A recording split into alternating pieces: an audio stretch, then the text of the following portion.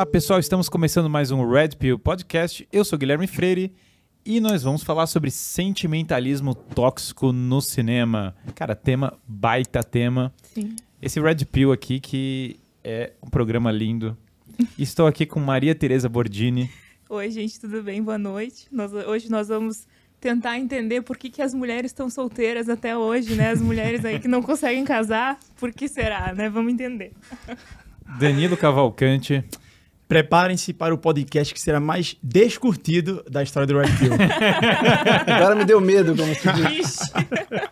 E Vitor Salles. Boa noite, meu amigo. Um prazer estar aqui. Vamos debater esse tema tão importante que afeta tanta gente. Por que o podcast vai ser o mais descurtido, Danilo? Qual que é a bomba que você já vai jogar no começo aqui pra gente? Basicamente, vamos mostrar aqui um pouco sobre como é que os filmes, que algumas menininhas aí, algumas princesas da Amazônia, como eu costumo dizer no meu perfil, que elas ficam todas chorosas, todas emocionadas, passam uma visão completamente equivocada de amor e glamorizam coisas que são completamente absurdas. Concordo plenamente com isso, já pegando um gancho aqui. O cinema é uma arte tão extraordinária, tem um potencial tão grande de superdimensionar certas coisas, que se ele superdimensiona o que é errado, o que é baixo, o que é pequeno, ele acaba confundindo a cabeça de toda uma geração. Então ele é uma arma, um instrumento que pode naturalmente ser usado para um fim nobre, para revelar alguma coisa de profundamente humano, ou para deturpar e subverter, e infantilizar a geração. O que é, pra gente começar assim, o que é sentimentalismo? Boa, eu ia fazer essa pergunta. Você já ia fazer a pergunta? Eu ia fazer essa pergunta. Gente, o que é sentimentalismo? O que vocês entendem por sentimentalismo? Se a gente for puxar aqui da raiz romântica, né? Aquela ideia de você colocar a emoção em detrimento da razão. Ou seja, você sobrepõe a emoção no lugar da razão e você, obviamente, vai dar aí lugar a um entendimento completamente equivocado da realidade na medida em que a pessoa ela perde o sentido da realidade. Ela não consegue mais descrever o mundo como ele é. E ela começa a dar uma proporção inadequada àquilo que às vezes não é tão absurdo assim, e ela começa a relativizar aquilo que seria algo de fato importante a se considerar. Eu concordo plenamente. A gente tem basicamente dois acessos à realidade. Um acesso pelo corpo, pelos afetos, pelas emoções, pelos sentimentos, e um acesso pela razão, né? E a harmonia, o equilíbrio está quando a gente consegue equacionar essas duas dimensões. Sentimentalismo é um desequilíbrio. Quando a balança pende para um lado e a gente só se concentra nesse aspecto da realidade e isola e exclui a razão. Nesse sentido, a gente perde a realidade. Em nome de ganhar uma profundidade subjetiva ou psicológica, a gente perde o contato com a realidade com os outros. A gente passa a projetar os nossos sentimentos na realidade. Então isso é o sentimentalismo. E quando a Limpel publica o Podres de Mimados, os riscos do sentimentalismo tóxico, o que ele percebe é que as pessoas permaneceram num nível infantil. Porque são as crianças que não conseguem se relacionar com a realidade porque estão presas nos seus próprios sentimentos. Então, se uma criança está com medo, ela vê monstros em todo canto. Se ela está exaltada e feliz, ela é capaz de quebrar tudo e destruir tudo. Então ela não tem um equilíbrio que a razão dá. E ele percebeu que a nossa geração toda está assim. E isso é tóxico. É como se fosse um vício nas emoções, em estar emocionado. Percebi isso com os meus alunos. As aulas precisam ser emocionantes, né, Dani? Precisa ser um show, um espetáculo. Adorei, que espetáculo esse Red Pill. Tem que ter uma parafernália. Pirotecnia, tem que ser... A música entra nessa... E por isso o romantismo é tão importante. O glamour da arte, né? Tem que ser uma coisa tocante, comovente, emocionante. Causar alguma emoção muito forte, de modo que a tua atenção ela fique ali, ela seja focada naquilo, né? Ela depende daquela emoção para reter tua atenção. E é tóxico, porque vicia. E o cinema tá indo para essa lista. Acho que filme que é sentimentalista? Vamos pegar um exemplo aí. Olha, o primeiro que me ocorreu... Desculpa, Daniel. Foi o do Terence Malick, O Cavaleiro de Copas. Nossa, eu não ia pensar nesse filme. Não sei porquê. Como tem um fundo filosófico, eu sou o antissentimentalista. Né? eu sou o que busca referência. Tem Platão, tem o Eclesiastes, tem o Salmo. Mas é um personagem preso nos sentimentos fugazes. Né? É uma crítica ao hedonismo de Hollywood. Né? Ele está preso ali no sexo, na bebida, na arte, mas na arte não a arte edificante. Esse foi um dos primeiros que me ocorreu. Mas ele vem mais com uma crítica ao sentimentalismo. Uma crítica total. Eu tenho uma série que eu já queria jogar aqui. Eu avisei que seria mais discutido. Eu tô Peraí, esperando. série é filme? É uma série, mas entra. Audiovisual. Audiovisual, negócio. E, cara, eu tô esperando há muito tempo pra poder falar mal disso, certo? E agora, assim... Esse é o sentimento de raiva e de ressentimento. Tá sentimentalista hoje, Guilherme Freire. Não, cara, eu tô zero sentimentalista. Aliás, eu tenho uma... Mas é que, assim, pode mandar o rage, pode xingar, pode não sei o quê, porque tem uma moda. A galera tá andando na rua com a camisa Friends, né? E eu tenho um problema com essa série, cara. Assim, não é uma série... Falando assim, parece uma série particularmente bizarra. Assim, tem coisa muito pior no entretenimento, coisa muito mais ideológica, muito mais isso aqui. Mas eu tenho um problema com Friends, que é o seguinte: Friends ficou como uma coisa... Todo mundo tem que gostar, sabe? É cult, né? É cult, é legal. Eu tenho a camiseta do Friends. Se você tem a camiseta do Friends, você é legal. Se você não tem, você não é legal. Porque quem não vai gostar de Friends? Tem uma abertura catchy, tem uma música e tal. Só, cara, eu fiquei pensando sobre os caras do Friends. Primeiro que eles moram em Nova York, que já me desagrada. Eles moram em Nova York e tal, e eles têm um baita apartamento em Manhattan, que não é um negócio barato, certo? E os caras meio que eles... Até que pode me corrigir se eu estiver errado, mas os caras ficam trocando de parceiro sexual na série toda hora. Isso é uma coisa bem... Até o Marcos aqui, que normalmente está aqui no Red Pill com o Guilherme, acho que ele fez um cálculo de que as pessoas no Friends, eles têm um total de 78 parceiros ao longo da série. Enfim, né? Parceiros românticos. Então, e eles se trocam entre eles ali, né? Entre o grupo, acho que basicamente todo mundo acaba eventualmente namorando com todo mundo, assim. E aí, pra mim, isso ilustra, cara, porque, assim, embora ela tenha um feeling... A série cria um feeling alegre e relaxante, sabe? Você vê e você desliga. Você fala, cara, tá relaxante e tal. Só que daí os caras estão trocando de parceiro sexual toda hora, não tem um heroísmo, um negócio desse... E você tá desligando, então você tá com um sentimento positivo, entendeu? Meu raciocínio é basicamente esse. Eu tô gerando um sentimento positivo, mas eu não estou tendo um conteúdo redentor. Tem uns certos elementos morais misturados no meio dos episódios, não é que não tem um certo elemento moral, mas você não tá passando pelo arco, sei lá, de um herói redentor, de um negócio. Não. E como eu tô gerando sentimento positivo, parece que é incriticável. Porque como é relaxante, é positivo, então estamos numa vibe... É o entretenimento. E porque não é pretensiosa, né? Pelo menos você não imagina que é uma pretensão. Só que eu acho que isso é um pouco perigoso, porque a gente pode ter uma coisa que sutilmente vai... é inócuo, não dá nada, E aí, com o tempo, cara, você vai se sedimentando. Eu lembro que, assim, na época dos anos 90, tinha muito isso. Por exemplo, teve aquela série Will and Grace, que tinha a questão do cara que era homossexual, e houve um trabalho para aumentar a recepção do homossexualismo nos Estados Unidos a partir da série Will and Grace. Pessoas conhecidas já comentaram sobre isso, se não me engano foi o Barack Obama, já comentou da importância da série. E era uma coisa que tinha muito efeito porque era sutil, sabe? Porque era leve, porque era descontraído, porque era jocoso. Então eu acho que às vezes o sentimentalismo, a gente pode pensar uma coisa muito exagerada, que a gente vai falar sobre isso, mas às vezes ele passa de uma maneira meio sutil, meio descontraída, entendeu? Eu acho que talvez o sentimentalismo ele tem um pouco a ver com a superficialidade dos sentimentos também, não é? Não sei. Eu acho que tem tudo a ver com o que o Danilo mencionou logo no comecinho. O romantismo, sobretudo o alemão, que é o grande romantismo do século XIX, ele tinha uma aura artística, estética, poética, filosófica extraordinária. Sim. Porque ele precisava convencer uma sociedade que era racionalista de que os sentimentos têm vez, e há toda uma psicanálise criada a partir da primazia das pulsões sobre as racionalizações ou sublimações. Agora, nossa sociedade já é sentimental, ou sentimentaloide, e os veículos que comunicam essa própria moral, esse ethos, são também, por sua vez, sentimentais. E eu concordo plenamente contigo que a nossa sociedade do entretenimento, e esse tipo de série, de cinema, é pura bajulação de sentimentos superficiais e fugazes em que a sociedade já se encontra. Então ela se vê refletida mimeticamente nas telas. Tem uma vida banal, uma vida um pouco vulgar, no pior sentido do termo, essa vida em que o sexo é descartável. E é interessante essa troca-troca de parceiros, porque é tóxico, porque isso vicia. A vida vai se esvaziando, os compromissos sólidos, a verdadeira amizade, o verdadeiro amor vai se esvaziando, que sobra essa mimetização. Então, por que a troca-troca de parceiros? Porque eu quero ter o parceiro ou a parceira do meu amigo.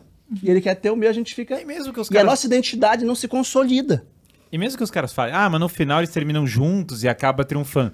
Mas, cara, quantos episódios tem essa série, sinceramente? Eu acho, pelo que eu me lembro, são 9 temporadas. É uma baita, é uma quantidade de episódios aí razoável. 8 ou 9 Então, assim, mesmo que eu tenha um final redentor, eu acho que... Isso, Guilherme, cumpre exatamente o papel dos folhetins românticos. Sim. Por exemplo, o grande livro do Flaubert, Madame Bovary, eram folhetins. E quem é a Bovary? A Bovary é exatamente uma sentimentalista tóxica que se alimentava das revistas, dos magazines parisienses. Idealizava um tipo de amor, né?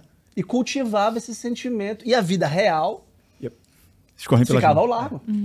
E como a gente tem esse instrumento de desrealização, esse instrumento de virtualização do mundo, de que o cinema é um grande expoente, agora com as séries, a gente vive num mundo paralelo. E esses jovens vivem num mundo paralelo. Sim. No mundo dos sentimentos e da imaginação. E aí agora eu vou levantar a bola pra ela. Porque quando eles estão agora diante da realidade e eles têm essa percepção de amor totalmente corrompida, essa desordem no amor, eles começam agora a vislumbrar tipos de relacionamentos que na realidade não vão se Não concretizar. existem. E isso cria uma frustração. Sim. E aí é a hora que a gente entra no que você tocou. Então, eu até tava pensando sobre isso, né? Porque acho que muita gente já teve essa experiência de você assistir um filme que é extremamente sentimental, ou enfim, um filme romântico, mas que não tem profundidade nenhuma, né? No que seria o amor. E você terminar aquilo e aquilo não te saciou, né? Você entrou naquele filme buscando uma coisa, porque eu falo, né, do papel da mulher, assim, a gente às vezes procura um filme romântico buscando uma coisa, porque a gente quer ver, enfim, o amor, né? Nós somos muito românticas por natureza. A mulher, ela, né, qualquer ser humano, mas a mulher, acho que mais ainda, a gente precisa do amor, né? A gente, esse impulso de amar é muito forte. Então a gente busca os filmes românticos pra ver isso, pra estar em contato com isso. Só que eles não saciam. Eles não saciam. Você sempre sente que aquilo que falta. E aí, muitas mulheres caem nisso de você sempre querer mais. Então, você vai procurar outro filme romântico, vai procurar outro. E aquilo nunca te sacia. E você entra nesse ciclo de toxicidade, que não deixa de ser, né? Você não consegue sair daquilo porque, na verdade, você não encontrou o que você está buscando, né? E aí, você vai tentar reproduzir aquilo na sua vida real e vai ser mais frustrante ainda. Porque os homens, eles não são aquele... E aí eu vejo, frouxo daquele filme, entendeu? aí eu vejo duas manifestações, Ou o né? vampiro romântico, o vampiro né? romântico, Cara, o vampiro cara romântico pra mim, misterioso. velho, quando eu via as meninas de 14 anos, Todos é uma dizendo que vai ser mais demografia... discutido da história. É uma demografia. Os Vampiro cara... romântico é dose. tem umas meninas de 14 anos e elas têm uma maquiagem preta em volta do olho, sabe? Eu não sei definir isso, cara. E daí elas iam em Na minha época hordas. era emo. Iam em hordas e multidões pra ver o vampiro romântico. E o cara, ele parece que você poderia bater pra roubar o lanche dele, sabe? Sim. Porque o cara tá toda hora frágil, daí ele tá meio caindo. Não sei se já repararam que tem essa coisa do cara tá meio... Tipo, nos Jogos Vorazes, a mulher é forte e o cara tá meio frágil, assim, né? Ele é exato. meio muito pálido. Então o cara meio que pega esse paradigma. E o problema disso, cara, é o seguinte, pra mim. Não tem o herói que você tenha mínimo de confiança nele. Não tem, o cara não aguenta o tranco, cara. O herói é quem supera os sentimentos. Mas é porque aí eles criam três Quem resiste aos sentimentos. três protótipos, digamos assim, de parceiros possíveis, né? O primeiro é o cara que ele é o cara perfeito, que não existe no mundo real, e aí ela se frustra. Exato. O segundo é o cara que é frouxo, e aí corrompe o sentido de masculinidade. E o terceiro é o cara que é cafajeste. E ela olha aquilo aí como algo bom. Não, e no fundo ela não quer São nenhuma... três paradigmas ela horríveis. Não quer nenhuma Exatamente. dessas pessoas. Esse que é o negócio. A mulher não quer nenhuma dessas pessoas. E ela se ilude a achar que ela quer um cara frouxo, porque ele vai respeitar os direitos Sensível, né? dela, e ele vai ser sensível, ele vai compreender os sentimentos dela, mas ela não quer isso, ela quer um homem de verdade. Só que Que a você ame. perde. Só que você perde a referência do que é esse homem. Sim, Porque isso no o cinema não mostra isso pra gente, É né? interessante. O amor não é um sentimento. Exato. Essa é uma das coisas assim, mais elementares. Que... Primeiro Red Pill do dia. Primeiro Red Pill do dia. Boa. O amor não é um sentimento. O amor é um ato consciente da vontade capaz de resistir a todas as intempéries. Né? O amor é uma promessa de eternidade, de profundidade, de intensidade, de integridade. Isso que é o amor. O amor não é, tá gostando, tá... o amor não é prazer. Sim. Então, quando a gente bajula a nossa dimensão afetiva e sentimental com prazer, com agrado, com cafuné, a gente se animaliza. E isso não tem nada a ver com negar os sentimentos. Sim, claro. Os sentimentos são um fator constitutivo da nossa psicologia, da nossa alma, da nossa vida, né? Mas isolá-los dessa dimensão racional e real é que distorce toda a nossa vida. E o cinema acaba promovendo isso. Sim. Acaba projetando essa realidade que a gente experimenta ao invés de educar. Concordo com com o Guilherme, que o cinema, boa arte, precisa de um herói. É. Precisa de alguém que nos mostre uma possibilidade humana superior. Um modelo, né? Um modelo. Tem uma comparação, cara, pra mim, essa coisa de romance é um pouco coisa de gado mesmo, né? E eu acho que um problema disso é coisa meio gadística, né? Outro dia o cara mandou um negócio pra mim, eu mandei um rei do gado, né? Tem o Sérgio Reis, né? E aí o cara, o problema que eu vejo é o seguinte, você pegar Romeu e Julieta, por exemplo, a obra é muito mal entendida. Cara, o Romeu, eles são tipo moleques na obra.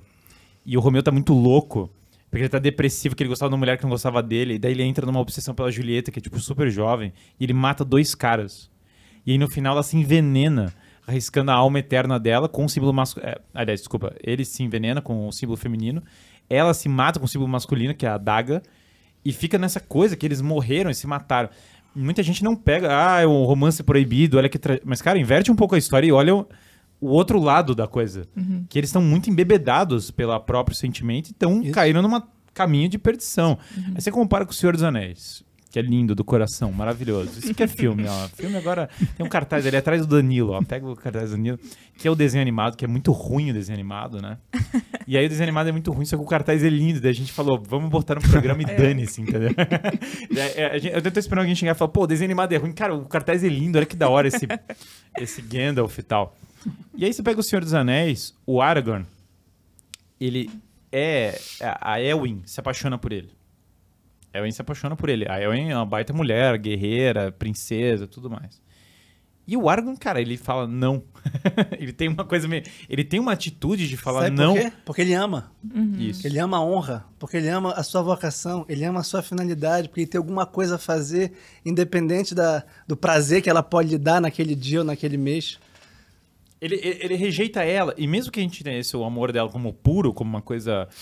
Ele tem um compromisso com a Arwen, que ele não sabe se ela vai cumprir, porque ela pode ir embora, ela, ali na história tem a tensão da história, e o Aragorn fica lá e fala, não, cara, eu vou perseverar nesse... E isso simboliza na história do Senhor dos Anéis a união do homem e dos elfos. Isso. Que é uma reunião divina, que é a elevação, Claro. que é sobre-humano. Então, isso é um romance, no sentido...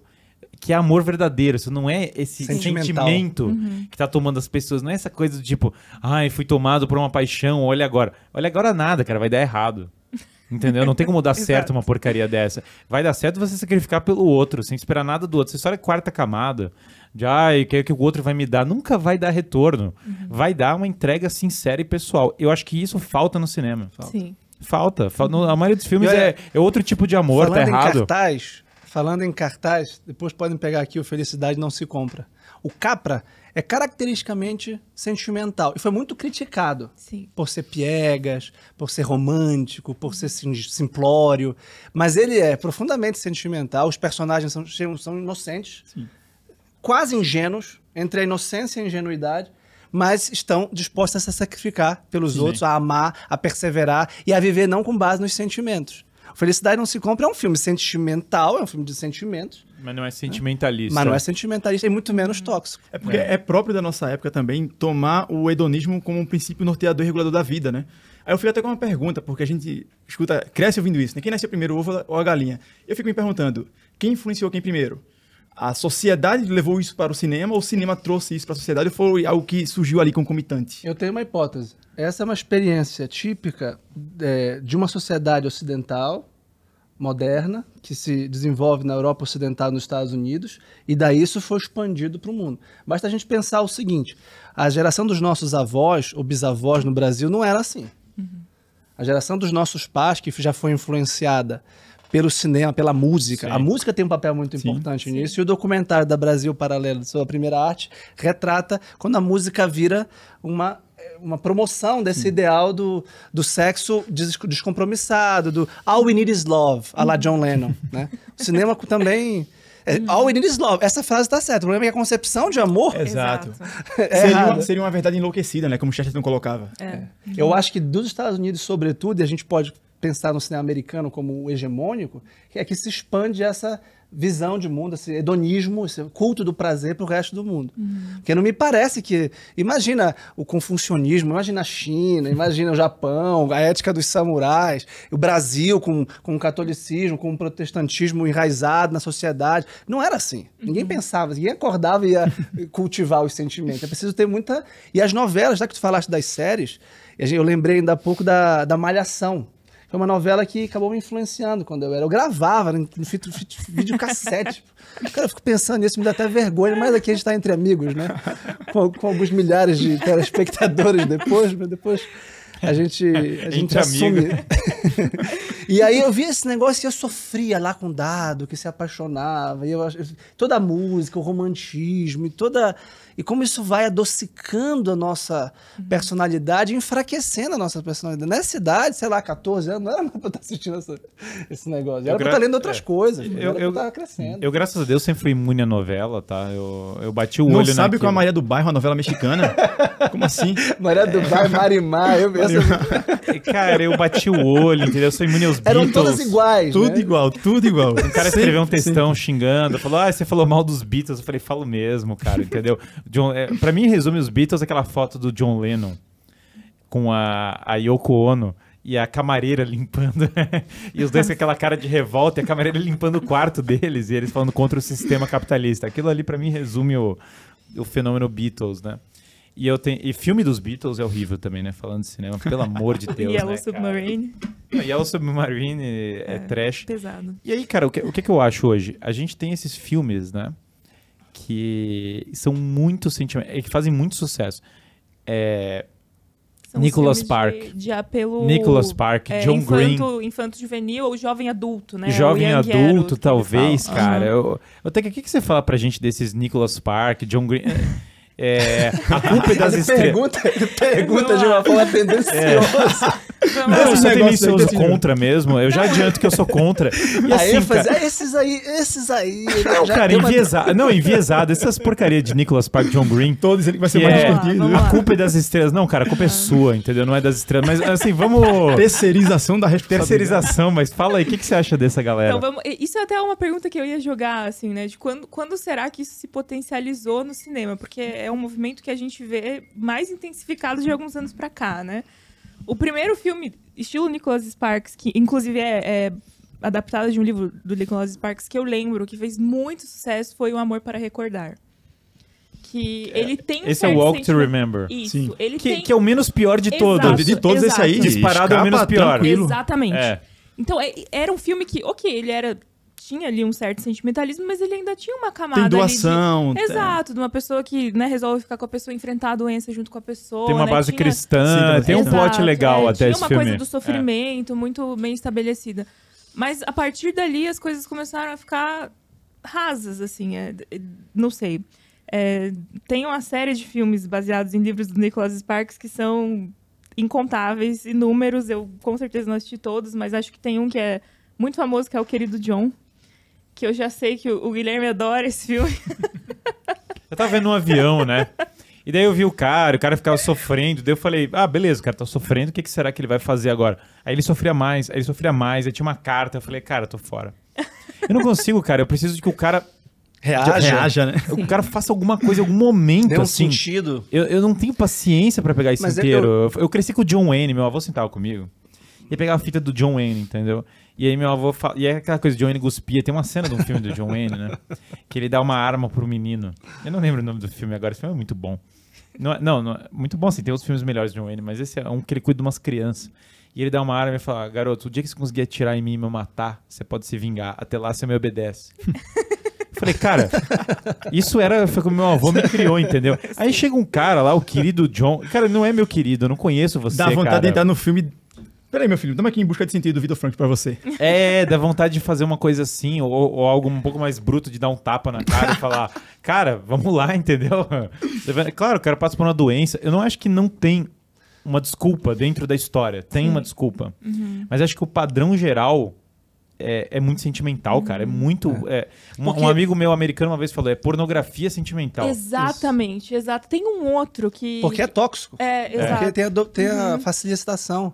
Eu acho que quando é uma produção assim, em massa, em série, esses mesmos enredos, o filme de Hollywood clássico, o mesmo filme. é igual, assim. Fórmula como se pronta. fosse- É pra alimentar uma massa cansada, embotada nos seus grandes afetos, nos seus grandes sentimentos, e que vai ser adestrada e vai se divertir um domingo à tarde. Eu tenho outro grande clássico do sentimentalismo tóxico, que é O Diário de uma Paixão. Esse foi... E é interessante, porque no final ele até... Não, mas ele tá lendo a história de amor dele pra mulher dele que tem Alzheimer. Ok, foram velhinhos que ficaram a vida toda juntos. Mas não foca nessa parte, ele tá focando naquela história de romance muito louca, que foi um romance de verão, porque o filme, avassalador. ele já inicia com uma premissa muito forte. Ele mostra os dois já idosos. Você vê que a senhora lá, ela tá com Alzheimer, ele tá contando alguma história e você deduz que é a história deles dois. Exato. Então você diz, poxa, não importa o que aconteceu no meio do caminho. O amor deles é verdadeiro. Por quê? Eles já estão velhos, estão juntos. Só que ao longo do filme você percebe que o filme banaliza traição, ele sempre coloca o outro, né, que o noivo dela lá, como o cara, que é o vilão da história, o bobão. Então termina que você, ao longo do tempo, você vai se deixando levar pela narrativa. E a tua percepção de amor, ela vai se alterando ao longo do tempo. Você vai abrindo brecha. Eu lembro que eu fiz uma análise sobre esse filme uma vez, e no meio da análise eu coloquei um vídeo bem aleatório. O vídeo era um grupo de pessoas jogando uma bola de basquete uma pra mão da outra. E aí as bolas vão aumentando. 2 bolas, 3 bolas. Aí eu coloquei assim, assiste esse vídeo. A pessoa assistiu. Aí depois eu disse, olha, você viu o urso passando na cena? Aí todo mundo, não vi. Volta lá. É exatamente esse o ponto. O diretor, ele quer que você olhe pra onde ele quer. E você deixa de olhar pro ponto central aqui, que é, você está banalizando e romantizando a traição. Quando, na outra parte aqui, tem um cara que estava se entregando pela mulher, porque você via que ele amava ela, e você termina, naquele momento, negociando os teus valores. É só um filme. Será que é só um filme? Não tem essa história de só um filme, velho. Pelo amor de Deus, né? O cara traiu, mano. Vamos para esse negócio de... é só um filme. Sempre quando fala só um filme, é que ninguém falar que a vida do autor não tem nada a ver com o negócio. Claro que tem a ver, pô. Isso é perfeito. Chega dessa frescura. O que ele falou é perfeito o que a gente estava comentando ainda há pouco do sentimentalismo. Os sentimentos foram tão dominantes que a razão que compreende a realidade objetiva foi turvada. Então ele não é capaz mais de detectar uma coisa que moralmente é ruim, como a traição. Então ele acaba perdendo o senso de realidade por causa dos sentimentos. E aí você vai sempre buscar viver uma mentira, né? Porque você acha que você vai construir um amor daquele, de sacrifício, através dessa história que não vai te levar lá, né? Não é traindo o seu ex-noivo porque você se apaixonou por uma pessoa, que você vai construir uma história de amor profunda. Tem né? uma coisa genial, parece sentimentalista, mas não é, que é brilhante, que é Orgulho e Preconceito. Mas eu não acho nada sentimentalista. Não, é o oposto, é o ataque ao sentimentalismo. É como o Capra, é o sentimento, digamos, puro, genuíno, purificado pela verdade, pelo heroísmo no cotidiano. Mas eu ia lembrar de um outro grande cineasta, do ponto de vista da influência, sobretudo, o Woody Allen. Eu acho que, em geral, o Woody Allen promove... Grande é um termo forte. Até porque ele é baixo. Estatura, né? Além de ser baixo, ele faz teatro. Podem mandar o rage também agora do Woody Allen. Mas Guilherme, você falou mal do Woody Allen. Falou, lógico, você vai falar mal de quem, pô? Acharam que eu tava brincando quando eu falei, né? Hoje teremos o maior número de dislikes da história do Red Pill. Dispara o dislike ali. Ai, falou mal do Woody Allen, falou mal do Woody Allen. Cara, o Woody Allen faz teatro, não é cinema, sorry. Quando o Woody Allen fez filme bom, ele tava tentando não ser o Woody Allen. Tipo, ele fez umas coisas totalmente diferentes da cara dele, assim. Quando ele se mete lá como comediante, fica com aquela cara de teatro. Enfim, eu tenho problema com todo o cinema de Nova York, mas continua. Não, mas parece sempre que o personagem é um deslocado. É alguém que não conseguiu se integrar numa comunidade, numa sociedade, numa família, num relacionamento estável, seja pessoal, profissional. Parece que essa palavra não pesa. Ele é sempre um perdido, ele é um mimético inferior. Ele é um mimético cômico, ele tá ali, ele é meio... E por quê? Porque ele é super sensível. Porque ele é sentimental, porque ele tá preocupado com os seus próprios sentimentos. Porque ele não sabe muito bem o que sente. Cara, uma vez eu vi um cara e ele falando tá flanando e fica perdido. E é um pouco engraçado, é tragicômico. É tragicômico, exato. É irônico, é irônico. O Woody Allen foi o cara que disse pro americano que ele podia ser fraco. Uma vez eu vi um cara falando isso, um comentarista conservador, não lembro agora quem foi. Acho que foi o Michael Savage, coisa velha guarda. E se fosse uma fraqueza assumida, olha, eu tô com dificuldade. Não, tu falaste de glamorização, é muito bom isso. é tudo muito bonito, a Gourmetiza, fotografia é muito bonita. Para Roma com Amor, a gente começa a achar o filme lindo. Não é que ele é sem Vi talento. Cristina, Barcelona, a música é muito boa, a cidade é linda, de repente, aí deu apelo sexual, aí vem trocar um noivado consolidado, um casamento por uma noite de prazer. Ah, mas isso é maravilhoso. Caramba, se eu Amor tivesse essa livre, né? oportunidade, se eu tivesse essa oportunidade na véspera do meu casamento, ter uma mulher tão bonita, pô, o que você ia fazer? Você ia rechaçar. Eu não troco meu casamento nem por 15 mulheres daquela, nem por 15 mil mulheres daquela. Claro. Cara, essa questão do de A Linha Boa, eu tenho Orgulho e Preconceito. Não, eu disse bom no contexto aqui. Não. Do sentimentalismo tóxico. Não, eu seria o primeiro a criticá-lo também. Não, eu acho um exemplo... Eu acho que, aliás, eu tô criticando, né? Não, você tá elogiando, tô brincando. Não, cara, é um exemplo de sentimentalismo tóxico, um cara que não é desprovido de talento cinematográfico, mas ele obviamente tem essa pauta, não é... Não cara, é o cara tem uma pauta segredo pra ideológica. ninguém, Não, Ele tinha Tem. até programa de TV, o Jalen, antigamente, que ele fazia Sim. programa progressista. O cara era bem ativo, assim. Agora, o Orgulho e Preconceito tem uma coisa. Quando tem a cena romântica, que o Darcy tá na chuva, e daí ele confessa o amor, dá errado. Sim. E aí o Darcy sai de lá, e aí ele salva a honra da Lídia. Do outro romance que era pra ser o romance bonitinho, que é o Wickham, que é o cara Que é o sedutor, cafajeste, que é o aham. cafajeste, mas que parece ser o cara, Sim, o galã e o não sei o quê. bonzinho. E aí, quando o Darcy salva a família anonimamente, ali que de fato Elizabeth se apaixona por ele. É só quando a virtude real aparece que o romance se forma em Orgulho e Preconceito. Não é a aparência da virtude, é a virtude de verdade. Isso pra mim faz uma diferença no imaginário brutal. Razão e sensibilidade é até mais pedagógico ainda. Tem a menina que é a razão. Olha o título. E tem a menina que é a sensibilidade. e, a didático, né? e a sensibilidade dá errado Autoexplicativo. e a razão dá certo. Tipo assim, é bem explícito. Eu acho que E a Jane razão Austen não trouxe é, isso. não é fria. Não. Porque não se trata de propor o que seria o oposto do romantismo, Sim, claro, que seria um claro. racionalismo. Exatamente. Um embrutecimento, né? A gente é feito de coração, a gente é feito de afetos. Só que esses afetos têm que estar ordenados. Sim, agora quando você pega essa coisa que tem hoje, né? Por exemplo, o Danilo fez uma análise desse filme, que faz meio que uma coisa da eutanásia, certo? Conta pra gente esse Isso aí. negócio. É como eu disse, né? Hoje é o dia que vai ser o maior número de likes da história, tá? Vai valer a pena. Mas vai valer a pena, vai valer a pena. Cara, a base... Tem uns caras que curtem, velho. Tem uns caras que são raiz aqui, que eles vão meter o like Vocês ali, aí ó. que são raiz, agora é hora do like, tá? Segura, agora é hora do like. Tem mulher raiz. Curtam antes de querer descurtir, tá? Mulher raiz É. que não vai compactar com essas coisas, vai meter o like lá Isso e falar, aí. cara, isso é que eu quero. Padrão BP. Padrão É, BP. tem o filme Como Eu Era Antes de Você, né? Que foi baseado no livro da Jojo Moyes, algo assim o nome da autora. Basicamente, a história do filme, resumão.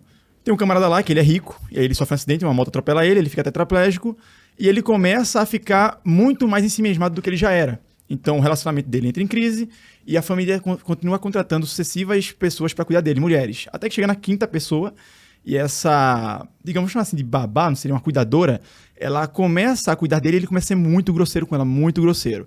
E isso, ao longo do tempo, ela vai se esforçando tanto, sacrificando tanto, que isso começa a dar vazão ao suposto amor. Você começa, nossa, o amor está surgindo. Só que qual é o primeiro problema do filme? É que você, espectador, é levado a romantizar o fato de que ela está se apaixonando por ele, ele supostamente está se apaixonando por ela, mas você esquece de que ela tem um noivo.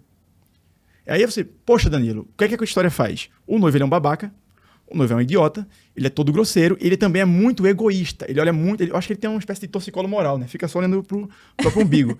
E aí você fica, poxa, então isso já dá uma brecha pra, se ela quiser trair ele, você começa a arrumar assim, não, ela tem que ficar com o cara lá que tá tetraplégico. Tudo bem.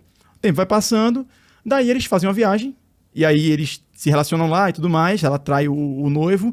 Nesse momento, você já esqueceu que ela tinha um noivo, tá? Porque o que é que teu cérebro lembra? Que ele era um babaca, então pode trair à vontade. Quando voltar, resolve com ele. Só que quando ela volta, o cara vem falar com ela, olha, a gente namora tanto tempo. Ele começa a contar um pouco da história, de que ele se doava e que ela não sei o quê. No fim da história, você já aceitou a premissa de que ela não pode mais ficar com o noivo e que ela tem que ficar com o camarada lá que é tetraplégico. Daí, uma vez que agora você tirou o noivo da jogada, você fica como? Oxe, agora o amor vai ser consumado aqui, né? Porque o amor, em teoria, seria um ato, uma ação. Só que na prática, o que é que o filme coloca? O filme coloca o amor como um puro sentimento. Nada mais do que isso. E quando o filme faz isso, ao final, que eu acho que é o grande, digamos, plot assim, né, da história, é que esse rapaz, ele estava já se programando para uma eutanásia, um suicídio assistido em outro país. E aí, qual é a expectativa do espectador naquele momento? É você esperar que ele, naquele momento, vai perceber que ele recebeu uma segunda chance do amor e que ele vai esquecer da eutanásia para se dedicar àquele amor ali sacrificial. Assim como ela abdicou da vida dela para cuidar dele. Só que no final, ele diz para ela que se ela realmente ama ele, ela tem que aceitar que ele tem que se suicidar.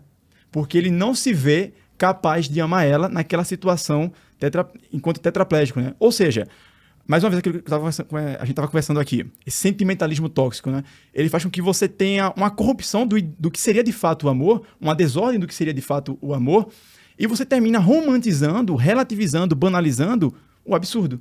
E que naquele caso é antes morrer do que viver um amor dentro das suas limitações. Esse cara, acho que não sabe, se a gente for olhar para a história, né, ele não sabe o que é viver dentro de um campo de concentração e ainda assim encontrar sentido naquilo, por exemplo. E depois eu fui pesquisar os comentários das pessoas sobre o filme, né? E aí era 99% dos comentários dizia: você não estava na condição dele. Então você não pode se colocar no lugar dele para dizer aquilo. Você não sabe o que é sofrimento. Eu fico perguntando, então você sabe?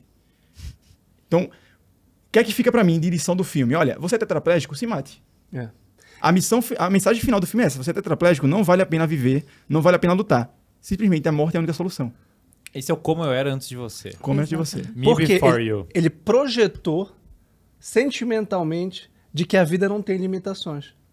Partindo dessa premissa ilusória, ele não aceita mais uma vida marcada por Exato. limitações. Acontece que toda a vida é marcada por limitações. Quando eu jurei amor para minha esposa, eu disse na tristeza e na alegria, na saúde e na doença. E no amor, a doação ela é bilateral, dos duas partes. Claro. Nesse filme, é só a mulher que se doa. Ela larga tudo pra ficar com ele, pra cuidar dele, e ele não larga nada.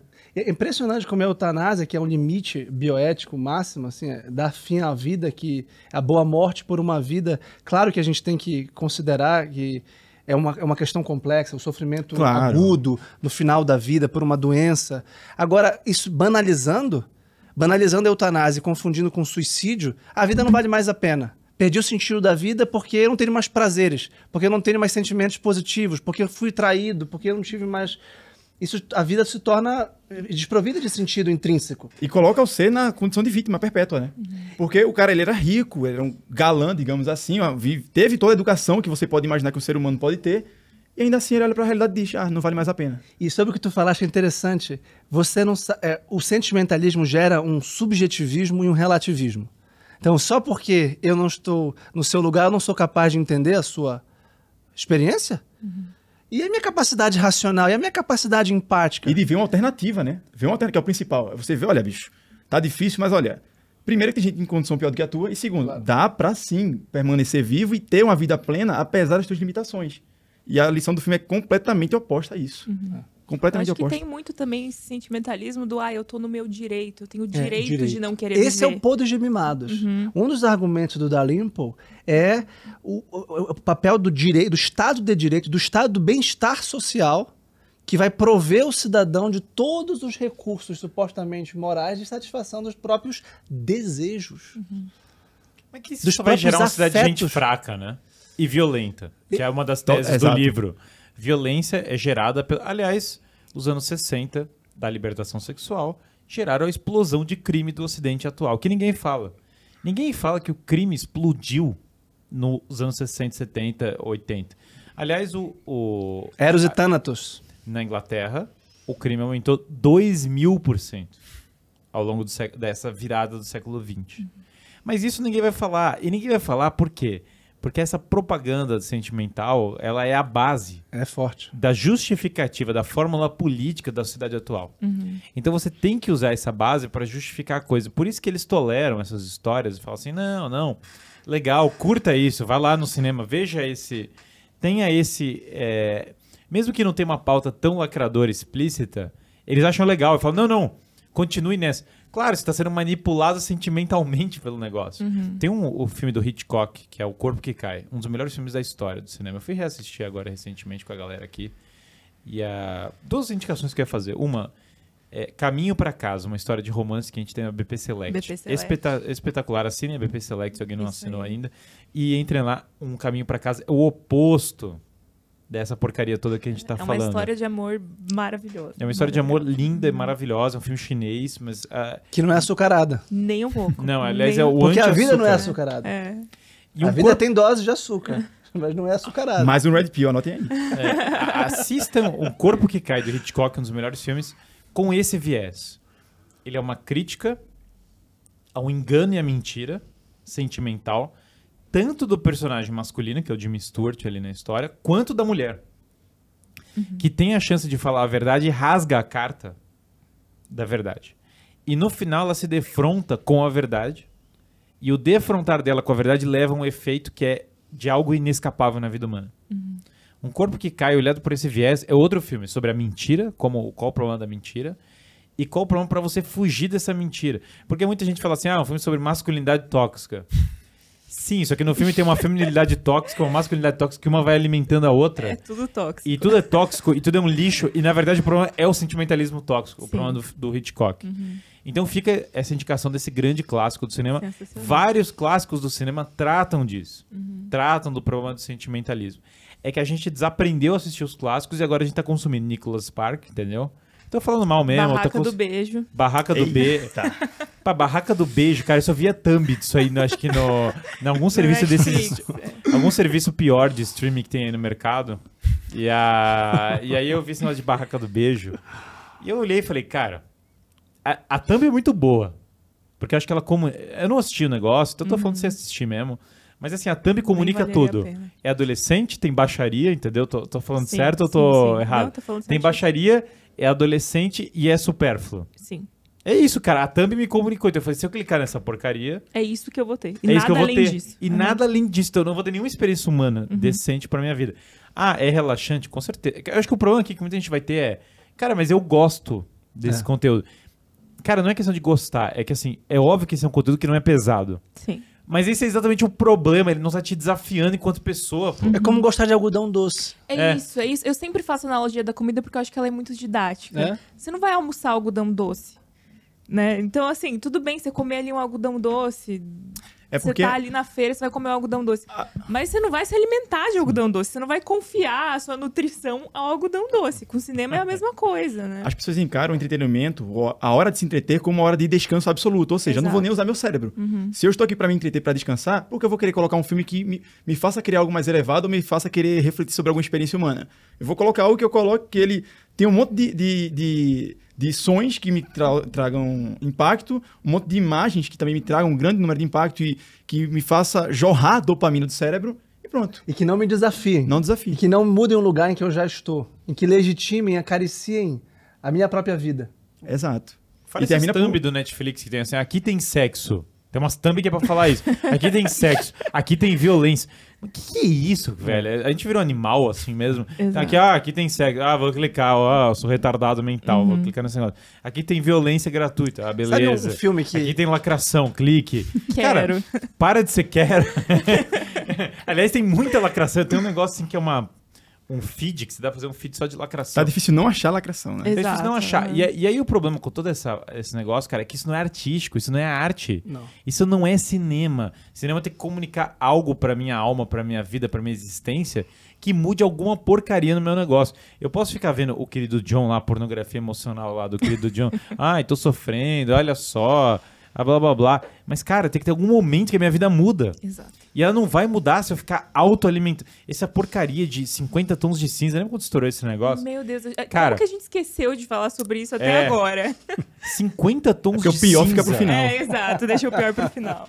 Cara, o que vocês acham desse negócio? 50 tons de cinza. Assim, vou puxar esse Assim, assunto. da minha experiência, porque foi um boom, né? No público feminino, imagino que muito mais do que no masculino.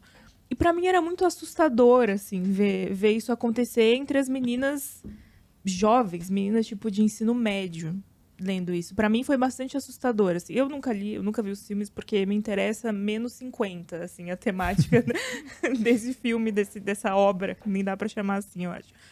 Mas pra mim o que define é assustador. Mas tem um negócio que é na história que é. Não é só tem a questão da pornografia no meio, que é meio pornográfico. Mas- Eu acho que o erotismo... Sadomasoquismo. Exato. O erotismo sempre é um tema fascinante. O erotismo sempre é revestido de uma aura de de glamour e de É um atração, fascínio, de né? afrodisíaco. Aham. Agora, o problema é quando se massifica, se vulgariza, se banaliza, se torna algo... É uma moda, né? É massificada. E aí eu acho que onde as pessoas se interam não é só porque é pornografia, é porque na verdade tem uma carga emocional muito forte na história. Sim. Uhum. E aí eu acho que é isso que vende, cara. A galera quer consumir a carga emocional, não é só questão... Sim, que é uma Claro. catarse, né? É uma catarse, tipo assim, não, tem um jogo assim, sabe? Que quer se vender essa atração. Eu acho que isso é muito tóxico. Nossa. Eu acho que isso faz muito mal pra pessoa quando ela entra nessa E o pior é espiral. que cria uma espécie de cinema 5D. Tipo, a mulher, ela termina se colocando no lugar da personagem, tentando ter as mesmas sensações que ela tem, sabe? E isso, obviamente, vai subverter a percepção dela do que é amor, do que é um relacionamento, do que é sexo. Aí, é aquela velha história, né? É a máquina de formar feministas. Que estão aí em busca daquele cara que vai fazer aquilo com ela e que aquilo ali só representa um símbolo carnal. Nada mais do que isso. Sim, mas daí gera a geração contrária, porque aí todos os homens são abusadores e daí logo eu tenho que ser Já feminista faz- porque os homens são abusadores. Mas, cara, por que todos os homens têm que ser abusadores? Por que você entrou nessa espiral em que o sadomasoquismo, qualquer coisa que tem lá, é uma alternativa... Não vou falar que é válida na história, porque parece ter uma refutação disso, mas o ponto é, por que você entrou... Por que essa discussão está sendo tida? Que diabo é isso? Aí quando você vai pelo esse rumo errado... A alternativa é a mesma coisa que aconteceu na libertação sexual, e muitos filmes foram feitos sobre isso. Não, agora tem a libertação sexual. Ah, beleza. Primeira pauta. Ah, legal, pô, que bom, rompemos as amarras, o mundo conservador, olha aqui, agora tem divórcio, Kramer versus Kramer, filme sobre divórcio, parabéns, vamos celebrar o negócio. Aí, próxima pauta. Ah, os homens abusam as mulheres. Pô, mas você criou um problema há 5 minutos atrás que gerou essa porcaria Você que você tá criou a Hidra, falando. Há 5 minutos atrás, você tava lá militando um negócio que obviamente ia dar pau. E agora que deu pau, você tá falando, olha agora o problema da masculinidade Porque e a tal. própria condição biológica impele a mulher a responsabilidade que o homem não vai ter. Então a mulher ela vai querer se relacionar com vários homens, cedo ou tarde, o corpo dela vai dar uma resposta àquilo, né? A menos que ela, enfim, use algum método contracepcional extremamente bruto, que vai abortar o filho dela, ela vai ter algum tipo de consequência, coisa que pro homem não vai ser a mesma Entre o coisa. que você falou, Vitor, o cinema foi uma das maiores ferramentas de disseminação da revolução sexual do mundo. Sem dúvida. O James Bond, olha que agora mais rage, odeiem. James Bond foi uma disseminação da revolução sexual. E, aliás, para homens conservadores. O James Bond é o cara. Agora, eu tive esse Red insight Pill, quando eu tava essa aí andando na foi Red Europa. Pill, Red Pill. Red Pill. Dane-se, não Vai, tem, vai lá, podem vai xingar, podem falar. Eu cresci com o James Bond, cara. Era um negócio que eu recebia. Lembra aqueles VHS? Não sei se alguém já viu isso. Tinha uns VHS do James Bond que eram bonitões, tinha todos os filmes. Sim. E aí quando você botava um VHS do lado, Formava formava o James Bond. Você já viu isso? Sim, Você é milênio também, você tá na mesma geração, você pegou isso aí. Os caras aqui são... O Danilo é semi-zoomer e o Vitor é semi-Gen Xer. E aí você via esse negócio. E aí, cara, o James Bond é um cara conservador da Guerra Fria, é um cara macho, é um cara que resolve a coisa. Então ele é um cara bom. Só que ele é um cara sedutor, cara. Ele é o cara da revolução sexual. Então nunca tira pra mim na minha cabeça que o James Bond ensinou pro homem conservador ocidental, que era pró-Guerra Fria, a viver as coisas da revolução sexual, que era seduzir as mulheres, que é uma coisa meio óbvia quando você coloca assim, mas tá lá. E tem a cara da época, Sim. que isso não era uma coisa automática. Realmente não era. Pra geração anterior, a ideia do cara ser um sedutor, você pegar Shane, por exemplo, o Faroeste, o cara tem a chance de seduzir a mulher, o cara fala, velho, melhor eu parar aqui, que isso aqui vai dar ruim. Os cowboys, tinha todo esse drama, era um drama real, presente, mas dramático. No James Bond, pegando os James Bond antigos, não tô falando desses novos aqui, o James Bond de raiz, assim, o Sean Connery. Sean Connery, por exemplo, lá como James Bond, era assim, não é um problema seduzir a mulher, inclusive, cara, faz parte. Exato. E eu lembro que tava andando na Europa e os caras com os carrões, né, e essa estética playboy, e eu falei, cara, esse é a cara do o James Bond ajudou a lançar a estética playboy no Ocidente. E é muito louco, porque ele pegou uma demografia que não é a demografia da revolução sexual imediatamente, certo? Ele não é o hippie. Aliás, ele é o contrário do hippie. E, aliás, hoje ele é visto, as pessoas olham para ele como um símbolo conservador, um símbolo tradicional. Assim, o cara é macho. Então eu comecei a reparar nisso. Aqui eu tô fazendo mesmo o negócio, cara. Porque assim, os Beatles nunca me foi atraente. Mas o James Bond era um arquétipo que pra mim, por exemplo, era mais cativante. Então era um negócio que podia me ensinar a revolução sexual diferente do que... Falando pessoal assim mesmo. Claro. Podia me ensinar o caminho diferente dos Beatles, entendeu? Eu acho que isso é muito perigoso, cara, pra cultura. Isso tem tudo a ver com o que o Danilo estava falando. Você vê a basquete, mas não vê o urso. Não vê que, por exemplo, o ideal da família, que é um ideal digno, Não foi tem no implodido. James Bond nada Qual disso. é o filme? Ele é um sozinho, né? Um Ele solteirão. é um sozinhão aí, né? total. A gente vê o Felicidade no Escama do Capra, é tão estranho. Porque ele tá de uma família normal. Nossa, 4 filhos, né? Família normal, Quando cheia de que a gente vê problemas. 4 filhos no cinema, hoje em dia não existe. Quando você isso. vê, é pra ridicularizar. Exato. Pra mostrar como algo negativo. Exatamente. Aham. E o James Bond parecia um cara antissentimental. Mas é engraçado que a afetividade real dele... Não vou dizer que ele é sentimental, mas ela não tem nenhuma coerência familiar tradicional. Ela é outra coisa. E ela se dá de uma maneira muito imediata, assim, é o sentimento na hora. É até não sentimental em certa medida, mas eu entendo que existe um perigo também, não é só questão... Porque eu tô pegando o James Bond para pegar um exemplo masculino também. Porque às vezes a gente só vai falar de filme feminino, coisa pra mulher, e esquece que dos homens tem esse lado também, cara. Tem uma manipulação sentimental dos homens também, que talvez seja mais sutil, mas é muito real, muito presente. Com certeza, com certeza. Os homens não estão imunes dessa porcaria não, cara. Não é falar os homens não têm manipulação sentimental. É que funciona de uma outra maneira. Você tem que vender, embalar a coisa de outro modo, senão os homens não compram. Eles não são tão... O Nicholas Spark não é lá o cara que atrai... Se o homem é atraído pelo Nicholas Spark, também vamos combinar, né, cara? Vamos combinar que se o cara tá no Nicholas Spark, o buraco é mais embaixo, entendeu? Literalmente. Cara, eu sou muito fã do Nicholas Spark. Fala, garoto. Tô dizendo a você, vai ter recorde de dislike hoje. Não, vai ter os caras falando, eu amo Jogos Vorazes, eu amo Nicholas Spark, eu amo não sei o que. Cara, eu amo K-pop. Mas tá Tem faltando uns caras um. que amam K-pop. Tá faltando um. K-pop. Tá faltando um filme aqui. Diga. Crepúsculo. Crepúsculo. O É vampiro pra ir romântico. ladeira abaixo? Vamos agora de ladeira abaixo? Isso aí. E Danilo, o que você fala pra gente sobre Crepúsculo, cara? Que inclusive é a origem do 50 Tons de Cinza, né? 50 Que- Tons de Cinza era uma fanfic do Crepúsculo. Sim, sim, que Que, coisa. inclusive, você é um cara propício pra falar disso. Você fala muito com os jovens, entendeu? O que é Crepúsculo, Danilo? Você que é Mais uma vez, né? especialista. Ó, vê. Olha que peste. Mais uma vez aquela velha história de que termina se criando um ideal corrompido do que seria um homem e do que seria uma mulher. Então a mulher olha pra Bella, né, a personagem, e diz, então eu vou ficar aqui, aquele cara que é o galã da escola, né, o cara que é o popular, e eu vou submeter ao que for preciso para ser aceito por ele. Então naquela condição ali, a mulher, ela tava diante de um cara que é vampiro, né, o vampiro aí, tem umas controvérsias sobre esse vampiro aí, mas não vou chegar nesse mérito agora, que ele diz pra ela que ele queria sugar o sangue dela, e ela diz, não, tudo bem, eu vou encarar a si mesmo. Então, assim, que amor é esse que o camarada tá dizendo que ele quer o teu mal naquele momento, que ele pode fazer a qualquer momento o mal em você e você vai se submeter? Aí você olha, acho que a mocinha que assistiu isso, ela acha isso, poxa, não, mas tem um contexto. Vai pra vida real. Imagine um homem que você tá casado, tá namorando, e ele diz, vou te espancar. Eu tenho um desejo de te espancar, mas eu tô aqui me segurando. Que relacionamento é esse? Então, a percepção do que seria o amor, naquele caso, é um culto, assim, aberto à degradação. É um culto aberto a você olhar para o outro, se inferiorizar diante dele, aceitar ser subjugada, né? Você aceitar com que ele ordene o que pode e o que não pode acontecer na tua vida. A tua vida, literalmente, ali, ela está... Não é literalmente, mas figurativamente. Ela está na mão dele. Ele vai, no momento que ele quiser, fazer o que ele quiser de você. E é isso que acontece ao longo da vamos chamar de história.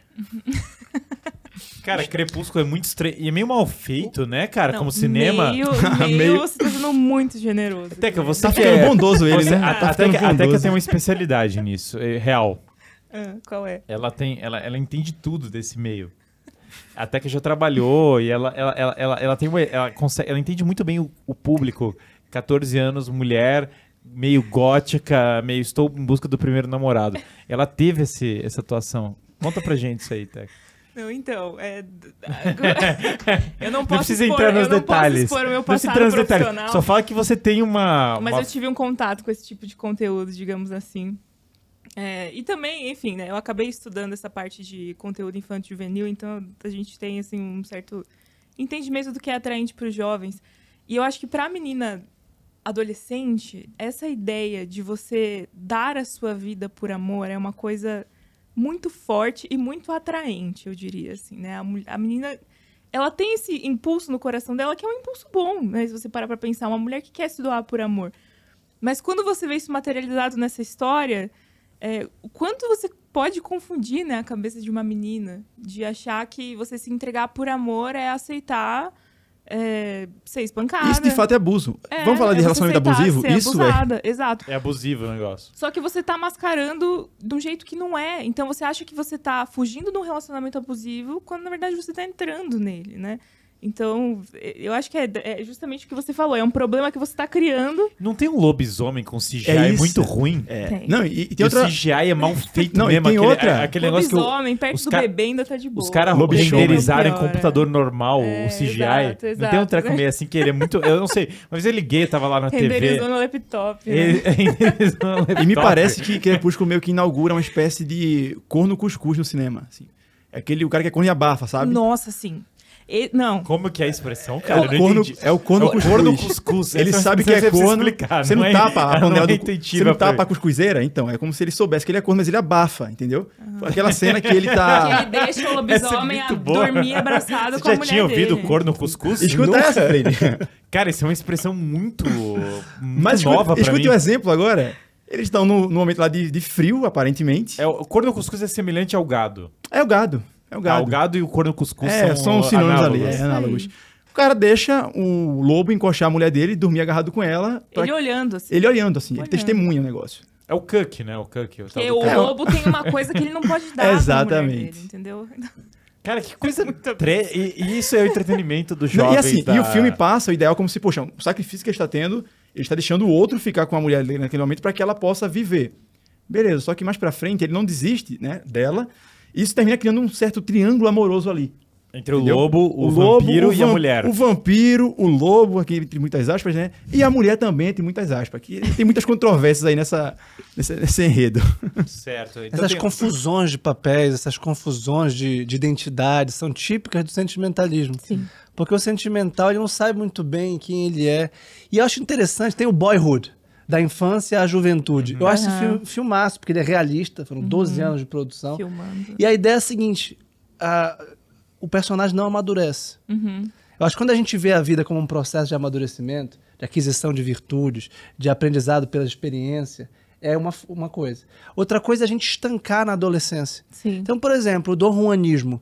O Dom Juanismo é uma característica do adolescente. Ele está descobrindo que ele tem um poder manipulatório, que ele tem uma beleza que pode ser atraente, que ele pode dormir com mulheres diferentes. Isso é uma tendência, é uma possibilidade humana. Né? Mas isso é superado. Por exemplo, o Kierkegaard é superado pelo casamento. Então você supera um estágio estético, um estado sentimental, e isso se dá quando você amadurece, muda de fase de vida. Né? E você pode valorizar isso, você pode descrever essa realidade de uma forma crítica. E não legitimar, não colocar adultos vivendo como adolescentes. Sim, também é muito... O melhor é o Dom Juan do Mozart, que é arrastado pro inferno. Chega uma estátua, segura a mão dele e fala, bicho, vou te pegar. E aí chega o final da obra, o final do Dom Giovanni é o Dom Juan sendo arrastado pro inferno e falando, cara, agora chegou a sua hora, bicho. Não adianta você enrolar o negócio. Eu acho que no cinema, o cinema clássico, ele tinha boas alternativas pra isso, sabe? A gente mudou. Tem um filme do Hiroshi Nagaki, eu sou muito marcado por essa cena. Tá o Kagemusha ali, eu lembrei atrás do Vitor, entendeu? Belíssimo. Tem o Kagemusha, filme. que é um baita filme, um dos melhores filmes do Akira Kurosawa. Kurosawa. E tem um filme do Hiroshi Nagaki com o mesmo ator, que é o Toshiro Mifune, e ele é o Musashi. O Musashi é muito bom, tudo. O livro do Age lá, que é maravilhoso. A trilogia do Hiroshi Nagaki. Pouca gente assiste, coisa fina. E aí o Musashi tem uma cena que me marcou duas cenas. Uma, ele chega numa casa e tem duas mulheres sedutoras, ele e um amigo. E o Musashi fala, não, isso aqui não é pra mim, eu tenho que continuar a minha missão, eu não tenho a ver com isso. E o amigo dele vira um cara aburguesado, meio careca, meio gordo, um cara que você vê que não foi adiante. O Musashi vira o grande samurai do Japão. Corta a cena, o Musashi casa com a moça, e aí o Musashi vai pro duelo final, duelo na praia e tal, duelo pôr do sol, aquela coisa tradicional. E aí a mulher começa a chorar. E aí ele corrige ela e fala, a mulher de um samurai manda ele pra guerra com um sorriso no rosto. Porque ela tá pronta, ela tá disposta a encarar o sacrifício do marido. O sentimentalismo ocidental seria impensável numa cultura Não, japonesa. cara, uma cultura como é que- da honra. É que agora a honra cultura- é tudo menos sentimento. É que agora a cultura japonesa é ocidental, né? É uma coisa, Porque aqui eu devo. Sim, eu tô dizendo que a cultura japonesa tradicional. tradicional, é. Porque agora os caras têm cabelo azul, né? E o que é interessante Usam brinco. E os caras usam brinco e tem cabelo azul e não é mais a Passa mesma coisa. maquiagem. E Não, vamos é combinar que o ocidentalizado. samurai já foi, né? Já foi. O que é interessante do Coque Boyhood... samurai agora é um negócio mais complicado do que era. O cara meter um coque samurai, o negócio tá complicado, ô, Vitor. Não é um negócio pra colocar, cara. Eu não aconselho coque samurai, viu, hoje em dia. Você não é o Musashi, entendeu, cara? Não é por nada. Não sei o que você acha do coque samurai, Vitor. Você que tem um... O Guilherme tá unindo assim todas as tribos, unindo assim as tribos que estão fragmentadas, pra depois unirem assim uníssonas todas contra mim. Né? Amanhã a conta dele cai no Instagram. Não, que isso.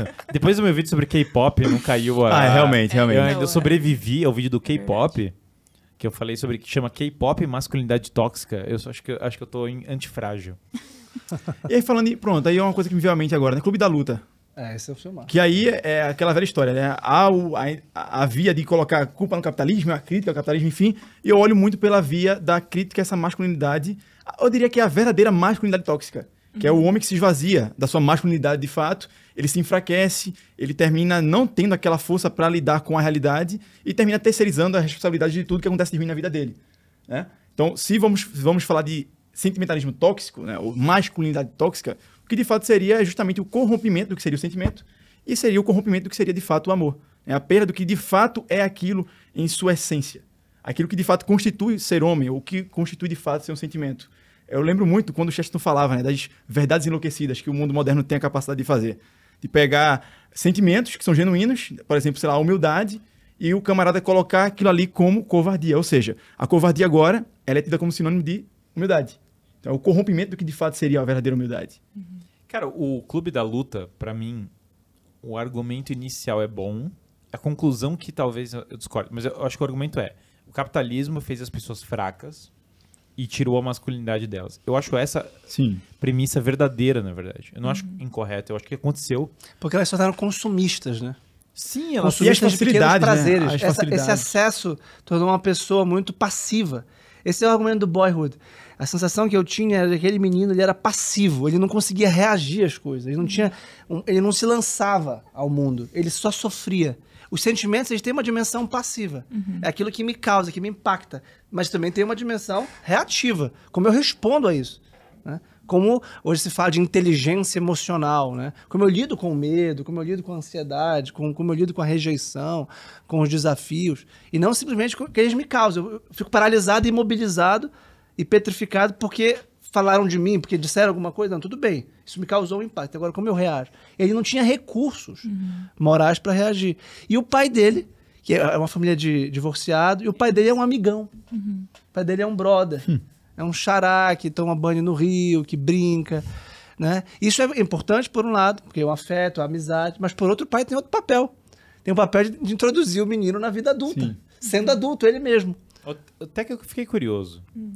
Qual a sua opinião sobre... Eu sei, parece meio aleatório. Qual a sua opinião sobre Clube da Luta? Porque assim... É um filme bastante masculino, né? Eu acho um filme bastante masculino e é um filme bastante...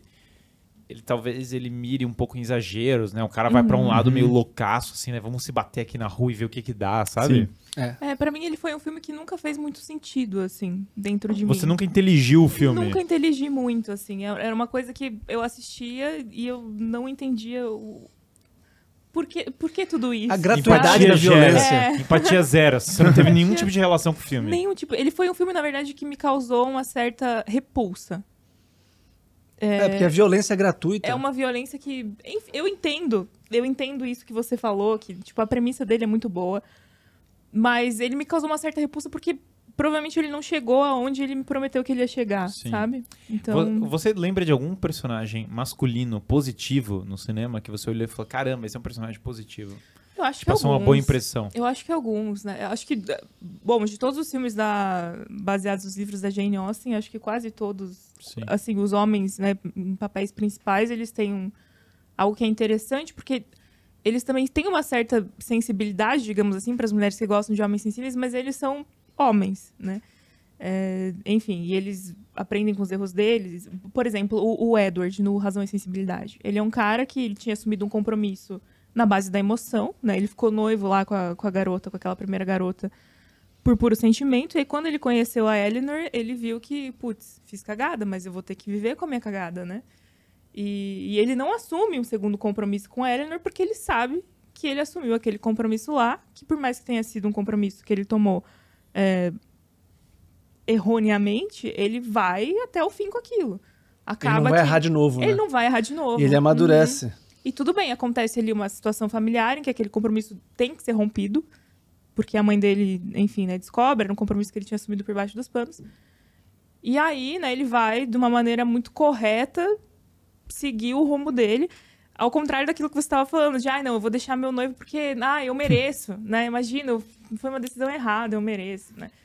Mas eu acho que tem um também na nossa plataforma, que tem um personagem muito bom, que é o Cadete Winslow. Ah, não, esse é muito bom, que é o Sir Robert, é um grande esse personagem masculino. É o perfil que você falaria como um grande homem. Um grande homem. Teve algum filme desses mais pop que você falou, caramba, esse é um personagem masculino que eu, como mulher, me identifico com ele? Eu acho que o Aragorn. O Aragorn é um cara que é um filme pop, eu considero um filme pop, né? O Senhor dos Anéis. Então. Sim, um cara de alto nível. Esse foi uns caras muito alto nível, assim, né? O Cadete Winslow é um dos melhores filmes da nossa plataforma, na verdade, David Mamet. É um filme pouco conhecido, mas eu sou o Robert, que é um deputado conservador, alto nível, assim, um cara digno, heróico. Assim, uma pessoa digna. Não, o Sir Robert sabe, é top. Dois personagens da cultura, agora é uma cultura extremamente pop, pelo menos aqui no Brasil, que eu vejo sacrifício, vejo amor, vejo renúncia, vejo doação, vejo força, coragem, vejo disciplina, tudo isso. É Michael Kyle, de Eu, a Patroa e as Crianças, que se você olhar, o seriado é bobo, a premissa muitas vezes é boba, mas todo episódio sempre tem uma lição e muitas vezes do fórum de pai para filho, sabe? Ele sempre deixa uma lição muito forte assim, simples, mas muito forte para os filhos. E Julius, de Todo Mundo Odeia o Chris. O Julius é muito bom, cara. Eu não gosto de Todo Mundo Odeia o Chris no geral, mas eu adoro o Julius. Tenho 2 empregos. Acho que ele é um baita de uma coluna, assim, pra segurar aquela... Tanto é que a história real da série, né? A série, ela chega na 6ª temporada, na 5ª e termina, porque na vida real, o Julius, o pai do Chris, ele morreu. Ele morreu. Então, assim, pra você ver como é... A força que tinha aquele personagem na série ao ponto de que sem ele não existe história. Entendeu? O próprio personagem principal, ele perde a força porque a coluna da série tava no pai dele, né? A coluna da família. Interessante isso. Ele é a coluna daquela família. Sem ele, aquela família perde a estrutura. É uma história patriarcal, então. Bastante, Você tá dizendo que Todo Mundo Odeia o Chris e Eu, Patroa e as Crianças, Totalmente. é patriarcal. Totalmente. Inclusive, recentemente eu vi alguns comentários e Eu, a Patroa e as Crianças foi enquadrada como uma série extremamente machista. Se você dizer no YouTube... Porque o homem resolve alguma coisa. Porque em alguns momentos ele diz pra mulher... Ele paga alguma conta da casa. E ele diz pra mulher em algum momento... Ele deveria chegar e falar, não, desculpa. Desculpa ser homem. Desculpa, não tem comida em casa, mas desculpa. E aí, beleza, resolveu. E engraçado é que, assim, é uma série extremamente machista, assim dizem, mas o cara, ele é negro, veio de origem pobre, ele é bem sucedido, ele consegue bancar as necessidades básicas dos filhos e a série mostra ele como um empresário que tem vários funcionários ali. É um pai presente, um marido presente, que está em constante melhoria, buscando melhorar, né, e doar-se. Ele sempre está buscando renovar, por exemplo, o amor do casamento dele, enfim. Mas aí as feministas pegam um elemento da série que é... Ele diz pra mulher, olha, não precisa você trabalhar. Eu tenho condições de bancar você, bancar a família inteira, fica aqui em casa, trabalha aqui em casa. Aí eles pegam esse elemento, esquecem todo o resto e dizem, olha, tá vendo? Isso é um machismo. Pô. Quer dizer, o cara...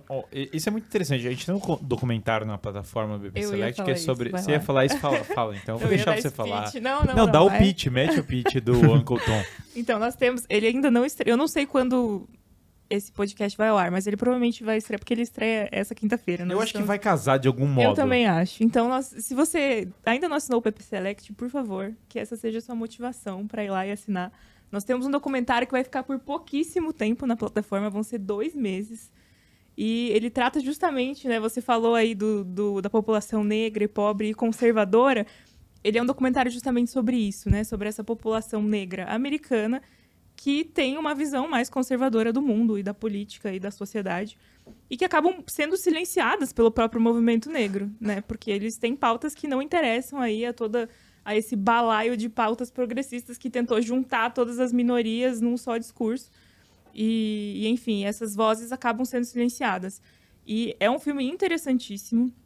Acho que dá muito respaldo, assim, né, para discussões profundas sobre esse tema, porque você está ouvindo do que a gente chama de lugar de fala, né? Do que eles gostam de falar que é um lugar de fala. E enfim, então fica aí o apelo, né? Vão lá na BB Select, se vocês já têm, se vocês não têm, assinem, porque é um filme que vale muito a pena. E não foi lançado, não tem no Brasil, não foi lançado no Brasil. Vai ser a sua única oportunidade de ver aí por 2 meses. Repete o nome, Teca, por favor. Chama Uncle Tom. É uma expressão que, se você quiser explicar um pouco essa expressão... É uma expressão que usam, porque assim, tem uma série de pessoas muito influentes nesse documentário. Thomas Sowell, Candace Owens, o Herman Cain, que foi CEO de uma empresa importante, o Ben Carson. Aparecem vários caras famosos aí do cenário americano, né, de debates e tal. E esses caras são atacados violentamente por serem negros conservadores. Há um ataque. Uncle Tom seria uma expressão que a gente poderia trazer como um negro da casa grande. Tem esse livro que é Uncle Tom's Cabin, né? É o negro que se vendeu pra figura pro escravagista. É o cara que é vendido, ele tá vendido na pauta. É o que um certo político aí chamaria de Capitão do Mato. Sim, a analogia é a mesma. E aí seria o cara vendido. É o que Hegel chama de consciência alienada. Todos esses caras foram chamados de Uncle Tom. Todos eles contam a história de eu, por ser um negro conservador nos Estados Unidos, sou chamado semanalmente, às vezes diariamente, de Uncle Tom. Eu sou atacado. Isso não é discurso de ódio. Isso não é isso discriminação. Isso não é racismo. Não é fobia. Isso não é discurso de ódio. Não é preconceito, intolerância. Isso é um ódio que pode. Ódio do bem. Falam de ameaça de morte. Falam de várias... Eles contam a história da perseguição que eles sofrem. Inclusive, você vê pessoas, muitas vezes brancas, perseguindo os caras, usando palavras racistas e tudo bem. Porque a questão não é raça. No fundo, é isso que eles estão falando. A questão, eles não estão lutando pela nossa raça. Ideologia. E tem uma coisa, uma coisa fantástica em Todo Mundo Deu Cris, né? Que tem a senhorita Morello, falando de sentimentalismo tóxico. A professora, ela é branca, ela sempre olha para os negros na condição de inferioridade, ou seja, ela sempre vê o negro, embora a família de Cristo tenha uma certa estrutura, tenha uma certa até um luxo aqui a colar, embora vivam de maneira bem restrita em alguns momentos, ela sempre olha para ele na condição inferior. Ela tem um excesso que a gente poderia chamar de excesso de empatia. Sim. E quando essa empatia ela entra nesse excesso aí, não passa de sinalização de virtude, né? Então eu lembro de um episódio muito marcante que vai ter um período de Natal e aí ela pede para os alunos levarem alguns alimentos para que eles montem a cesta básica. E aí Rochelle, a mãe de Chris, ela leva um alimento de boa marca. Quando o Chris vai lá entregar o alimento, ela diz, não, Chris, você não precisa, sua família está passando fome. Não, mas minha família não está. Aí Chris volta para casa com o alimento, depois volta de novo para a escola e entrega. Resumo da ópera. Chega Natal, a família reunida, todo mundo achando, a professora agora foi entregar a uma família carente. A jornalista bate na porta e tá lá a professora entregando, sendo filmado. Então, assim, ela olha pro negro no seguinte ponto, eu quero te libertar. Mas eu já sou livre. Quer te libertar de quê? Então, na mente dela existe uma grade que ela enquadrou o negro. E termina que aquele racismo que ela diz combater, ela só faz perpetuar. Entendeu? Então, assim, quantas senhoritas Morello não tem na vida real? Ah, não, tem. Isso na verdade, virou o parâmetro, né? O parâmetro é você tratar da América. Esse filme é muito bom, cara, porque ele dá uma outra perspectiva que não é usual. A galera não tá acostumada a ver isso no Brasil. Não tá acostumada a ver essa perspectiva. O negro conservador americano não é uma voz que chega com ampla divulgação no Brasil. O Sol é bem editado pelas realizações. Tem uns 4 Foi bem editado, mas é muito nicho isso, Sim, né? extremamente nichado. Eu acho muito nichado. Não é uma coisa que tá no debate... No Brasil, em geral, né? No debate político brasileiro, essa perspectiva de que existe isso nos Estados Unidos não é uma coisa, acho que, amplamente divulgada. Ainda mais alguém na envergadura dele, né? Envergadura intelectual. Sim. Não, ele é um cara muito conhecido, ele é um grande economista. Agora, mais pro final da vida, tá um cara mais idoso e tal. Ele tá já mais velho, assim, claramente. Thomas Sowell tem vídeo dele dos anos 80, ele debatendo e tal, muito bem. Um cara excepcional. A Candace Owens está muito em alta nos Estados Unidos, ela é uma pessoa muito influente, participa dos debates, tem até uma parte desse documentário que tem ela no Congresso, né? E aí ela debate com a mulher, e aí tem uma mulher que é branca, e a mulher tenta humilhá-la e atacá-la. É muito interessante essa perspectiva, o documentário é em preto e branco, inclusive, para ressaltar a situação que tá... Bem lista de Schindler, então. Tem um pouco isso, é bem interessante, cara, porque assim, eu acho que tem coisas que foram suprimidas por essa pauta. Mas, gente, indo já pro... eu quero ver de vocês aqui, certo? Já encaminhando aqui o nosso debate para o Red Pill, certo? Porque assim, a gente falou de sentimentalismo tóxico, a gente falou do negócio, né? Eu queria começar com a Teca, eu quero saber, cara, Teca, qual que é o Red Pill do sentimentalismo tóxico? O que as pessoas aprendem com isso? Porque, cara, a gente tá olhando esse negócio, tá falando, tem filme sentimentalista, beleza. Então, eu tô pensando assim, tô assistindo, né? Legal, cara, Nicholas Sparks é sentimentalista, obrigado por essa informação. K-pop é sentimentalista, obrigado, entendeu? Até o James Bond, o Friends, se atacou, entendeu, Guilherme? Agora você... Quanto eu posso te odiar mais? O que mais você pode falar? Você defende Hitchcock, Capra, John Ford e ataca Nicholas Sparks, que absurdo, né? Que mundo de cinema você vive, certo? Que planeta. Mas o ponto que eu acho é o seguinte, cara. Existe alternativa, acho que é algumas questões. Existe alternativa a isso? Ao sentimentalismo? Tem outro caminho que daria para tomar? E o que a gente aprende com isso? Qual a lição que a gente tira disso pro cinema? Ótimo. Nossa, eu acho que a gente falou de muita coisa. A gente conseguiu abarcar esse tema, né, de muitas formas. Mas eu acho que, pra mim, uma coisa que eu falo, né, esse Red Pill é um Red Pill que eu mesma tomei em um momento da minha vida, de que o cinema, ele nos forma. E a gente não pode ignorar esse fato em hipótese alguma. O que a gente assiste transforma o jeito que a gente enxerga o mundo, transforma o jeito em que a gente se coloca no mundo. E a gente não pode minimizar esse fato, né? De forma alguma. E eu acho que a gente, às vezes, por um conforto, a gente acaba minimizando isso e isso nos afeta mesmo sem a gente querer, né? Então, eu acho que o Red Pill que eu daria... E eu falo isso o tempo todo. Sempre que vem alguma menina jovem me pedir conselho, perguntar sobre filme... eu sempre falo para você ter esse cuidado, né? Para você entender aquilo que você está assistindo e você olhar para sua vida e ver o quanto aquilo está te afetando, assim, o quanto você está transformando aquilo em ações na sua vida, né? E eu acho que com essa questão do amor é algo que a gente tem que ser bastante radical, sabe? Porque você entender errado o que é o amor vai fazer com que você seja infeliz. Você não vai ser feliz, né? Buscando essa felicidade, você vai cair numa infelicidade que vai ser muito difícil de você sair. Então, eu acho que a Red Pill, pra mim, é essa, né? Não caia no que Hollywood ou, enfim, né, a indústria do entretenimento tá te vendendo que é o amor, porque o amor não é isso.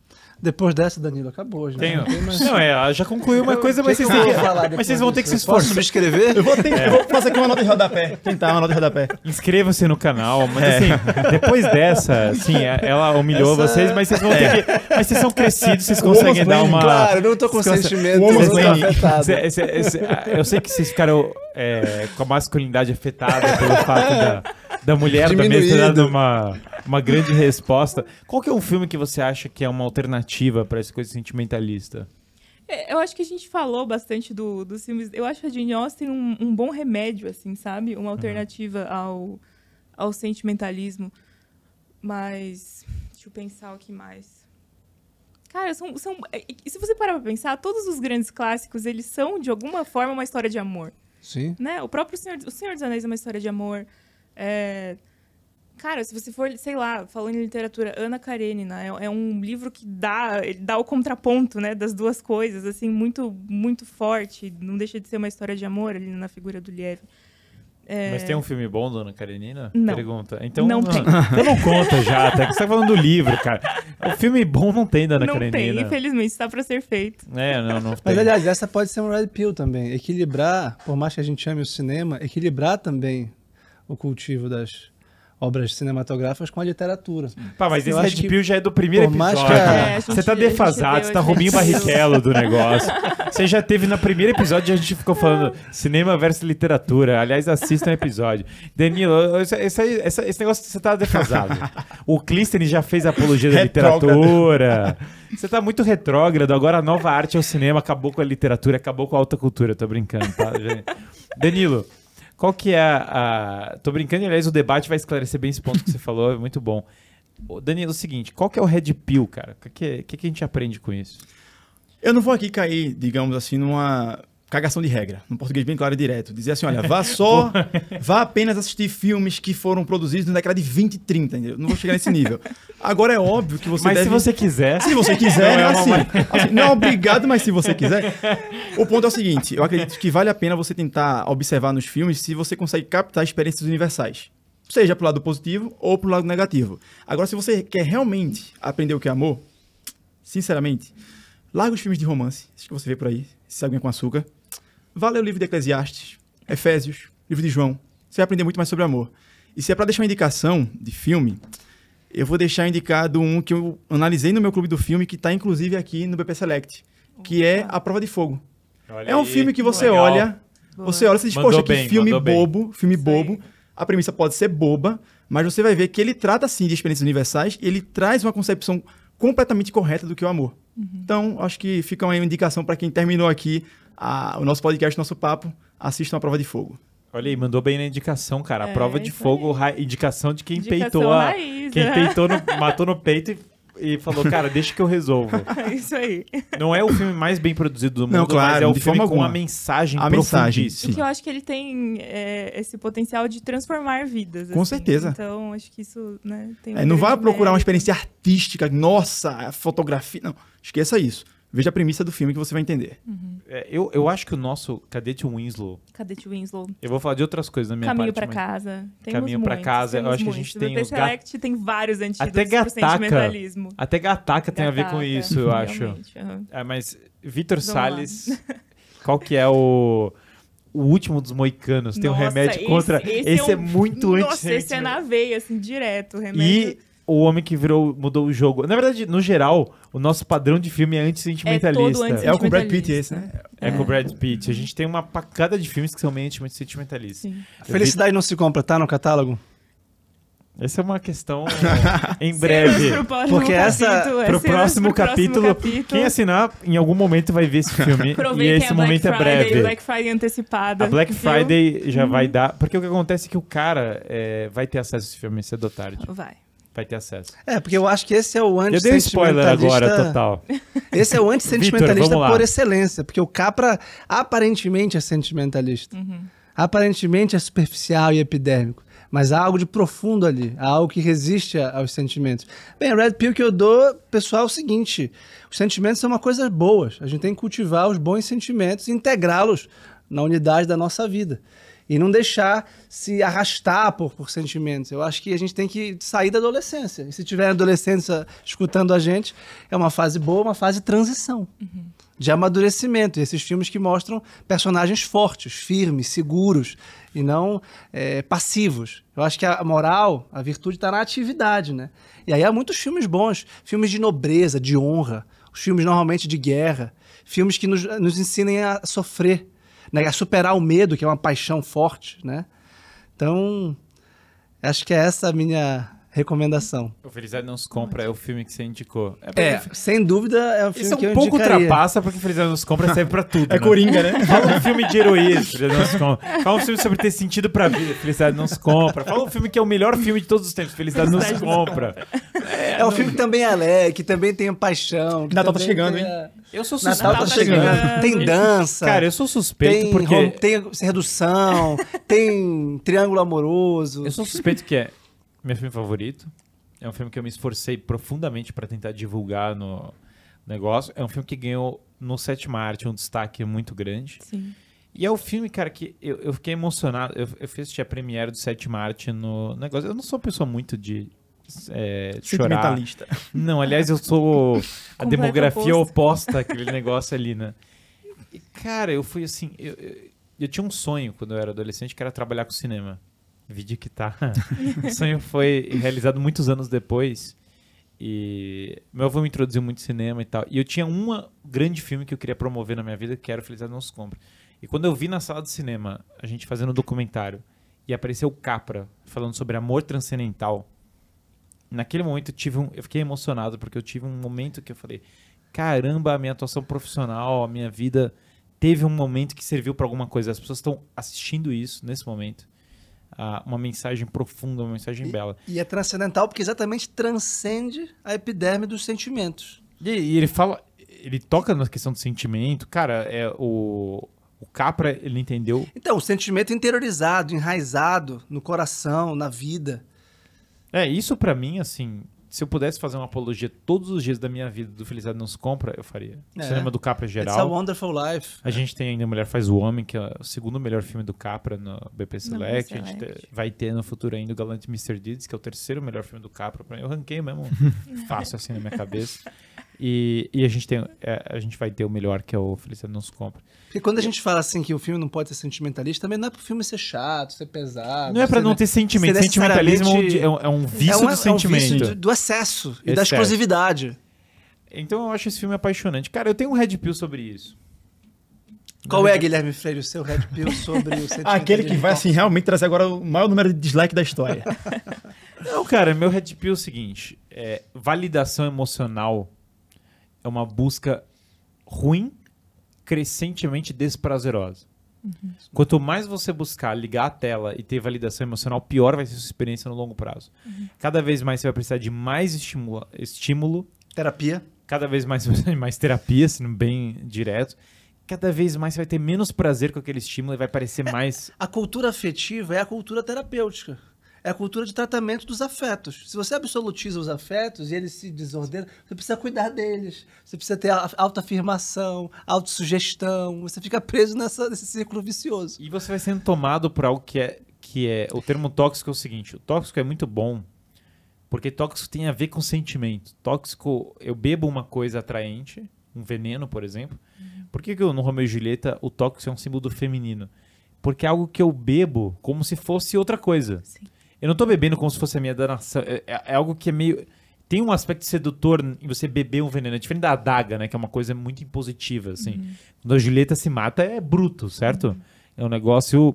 O veneno é uma coisa mais leve, é uma coisa que você tá bebendo como um drink, como algo que é prazeroso, mas na verdade tá te matando. Então o sentimentalismo, pra mim, ele é esse drink venenoso. Ele é aquela coisa que você bebeu, pareceu muito agradável, pareceu bonitinho, e agora ele tá te matando. E eu acho que o grande remédio é o Rambo, né? Pensei que tu fosse falar do Rock. É o Rock, é o Rambo. O Rock é... O Rock é um filmaço. O Rock é um filmaço e o 2 é o melhor contra todas as expectativas. O 4 é o meu favorito da infância e o 2 é o melhor. Não, é brincadeira, o Stallone Cobra é outro sentimento que o cara chega e fala, eu sou... Como é que é o Stallone Cobra? Você é um cocô, né? Você é um cocô. Grandes momentos da dublagem. Grandes momentos da história da dublagem. O filme é muito bom. Não sei esses remédios. Pra mim, cara, os grandes clássicos do cinema são remédios pro sentimentalismo. Os Sete Samurais tem um forte argumento contra o sentimentalismo. Um Corpo que Cai, que a gente já falou.